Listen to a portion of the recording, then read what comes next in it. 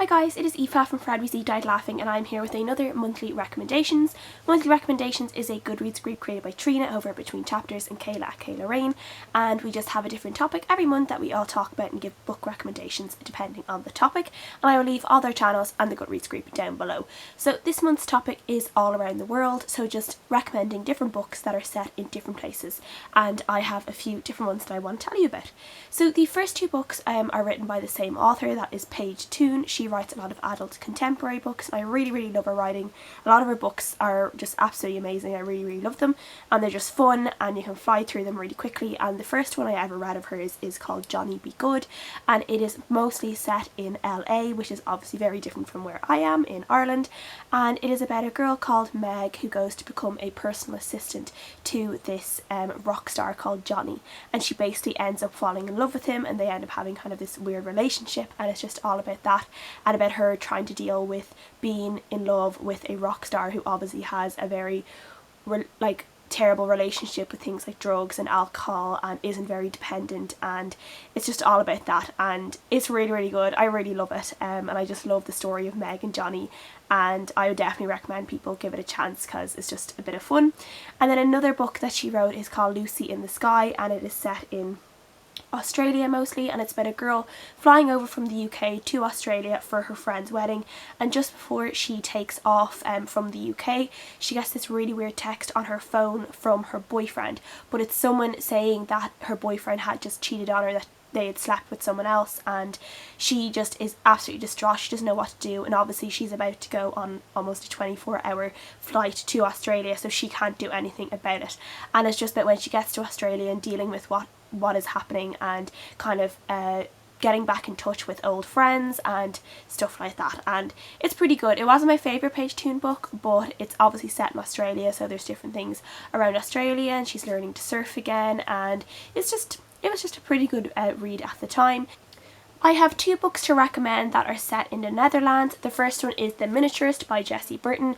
I think I have recommended this before within the monthly recommendations for standalones, but again, this is just a really good book. It's about a girl who marries a young girl. She's like 18 years old and she marries this merchant, and basically she feels that she's going to go and become this wife and have all these wifely duties, and her life just ends up being a lot different than what she expected it to be, and there's this she gets this kind of miniature house of where she's living in, and she gets in touch with this miniaturist, and the miniaturist starts sending her all these little dolls, but it's kind of like the miniaturist knows what's going to happen before it actually happens with these dolls, so it's pretty interesting. So there's kind of like a magic realism element in it as well that's very subtle, but I really enjoyed it. I really loved the writing, and I thought the writing was beautiful, the setting of it was beautiful, with the canals and stuff like that, and yeah, I really enjoyed it.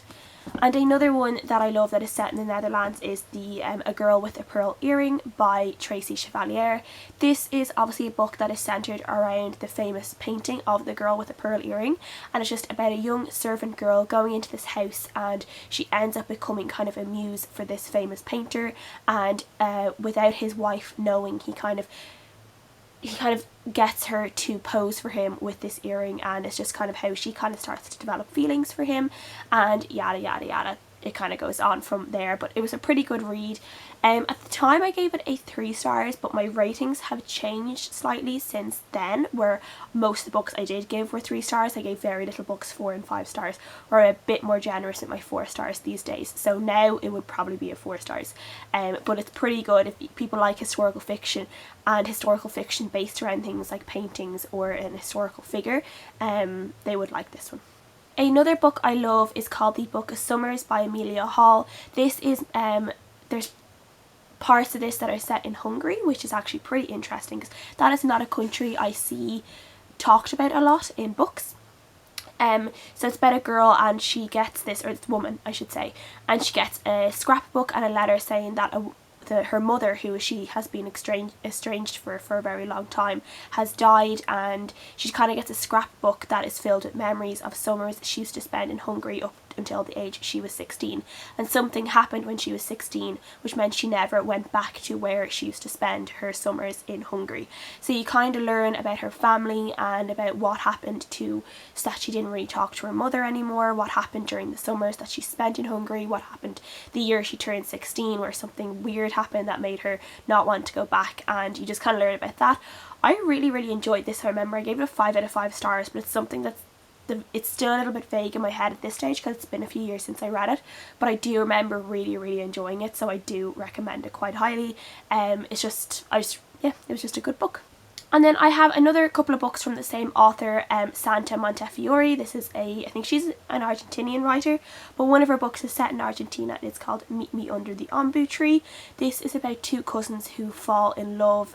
They live on kind of this horse ranch / farm in Argentina, and it's about just them falling in love and their family finding out and separating them, and all these different things happening throughout their life, and they grow up and they grow older and they're still trying to fight these feelings or pretend that it never happened. What happened never happened, and it's pretty good. It's one of my friends' favourite books. She absolutely loves it, so she recommended it to me, and again I gave it a 3 stars, but nowadays if I read it again I'd probably give it a 4 stars. And another book that Santa Montefiore wrote is actually set in Ireland, and it's called Secrets of the Lighthouse, and it's about a girl who is a young woman who is engaged to this kind of aristocratic man over in England, and she has a very kind of a mother who sets a lot of expectations on her shoulders, and she just kind of gets fed up with her life. She gets scared and she runs away to her aunt's cottage over in Connemara, which is around Galway, the Galway area of Ireland, and she ends up getting in touch with this man with a family over there who has lost his wife, and there's also this kind of other storyline going on where the wife who has died is kind of looking on to the family and seeing her husband kind of start developing feelings for this other woman, and she as a ghost is trying to deal with that and wondering if she can move on, if she can let this happen, and if she's able to move on as well. So I really enjoyed it. There was kind of like a mystery around it as well about the death of a woman in a lighthouse, and yeah, I remember really liking it. I actually really like Santa Montefiore's writing. I haven't read a book of hers in a while, but she always like writes books set in different areas. I've read 3 different books by her, I think, and they've all been set in different parts of the world, so that's really interesting. So, and her writing is just really lovely as well. Another book I have is The Chaos of Stars by Kiersten White.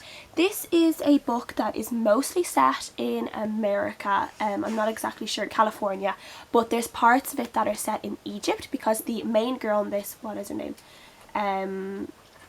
Isadora, or Izzy. Her parents are actually Egyptian gods and Egyptian goddesses, so she has like grown up in Egypt with her family, and all her family are gods and goddesses and all this like real crazy stuff within Egyptian mythology, and she goes to live with her older brother. Her mother kind of has a baby every like 18 years or something, so she's like loads of brothers and sisters, but she goes to live with her brother that's the closest in age to her over in California, and she kind of falls in with this kind of mystery that's happening over there, and that's kind of linked to her family, and I really enjoyed it. At the time, the book is beautiful. As you can see, it's a lovely cover, but it's definitely cool, and it definitely has a little bit of Egyptian, obviously, mythology in it, which I haven't read a whole lot of, so it's pretty interesting for that as well.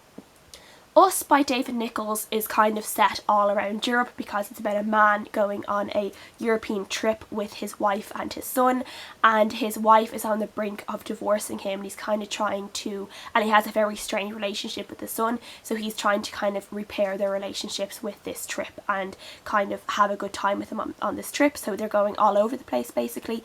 I liked this and I didn't like it at the same time. I didn't like the characters in it. I found the wife and the son just really horrible people, and I felt like they didn't appreciate what the dad was doing at all for them, because he's making such an effort to kind of repair what had gone wrong. He hadn't even realised what had gone wrong. He was just like a normal middle-aged man who had gone on with his job and did his job and tried to raise his family as best as he could, but he just kind of lost a connection somewhere. He didn't do anything bad, it's just that a connection was lost somewhere along the line when his son was growing up with his wife, and his wife and son are much closer than he and his son are, so it's kind of quite difficult for him.